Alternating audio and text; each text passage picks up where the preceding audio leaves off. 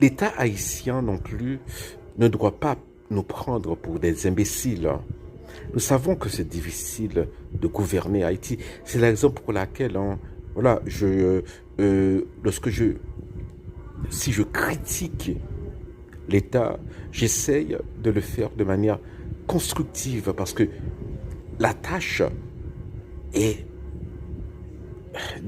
difficile est un euphémisme. Voilà, c'est gravir l'Everest. Hein. Voilà, c'est la raison pour laquelle l'État, il devrait y avoir une très grande proximité entre l'État haïtien, entre le gouvernement haïtien et le peuple haïtien. Voilà. Et dommage, hein, cette proximité n'existe pas. Hein. Voilà. Mais donc l'État ne doit pas nous prendre pour des imbéciles non plus parce que je, je, je, je, je, je, je suis tombé sur un article comme ça hein, où on parle du tourisme. Mais alors, on peut aspirer à ce que dans 15 ans, la génération Z, voilà, lorsqu'ils auront, je sais pas, en 50 ans, qu'on aura une industrie du tourisme en Haïti. C'est pas illusoire. Hein. Voilà, comme l'avait dit le représentant de l'ONU, hein, M. O'Neill, c'est la volonté politique qui manque pour sortir Haïti du trou où il est.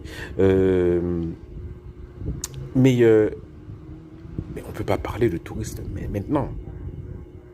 Ça n'a aucun sens de parler, voilà, bon,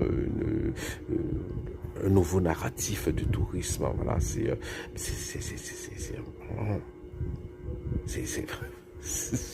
on n'a même pas d'aéroport. Voilà, bon,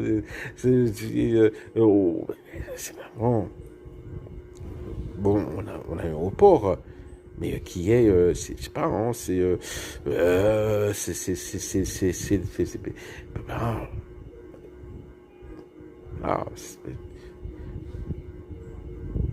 et donc c'est illusoire de parler de tourisme.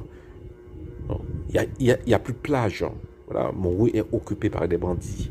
Il n'y a pas de plage, il n'y a pas de, bon là, sauf à le montrer touristes là.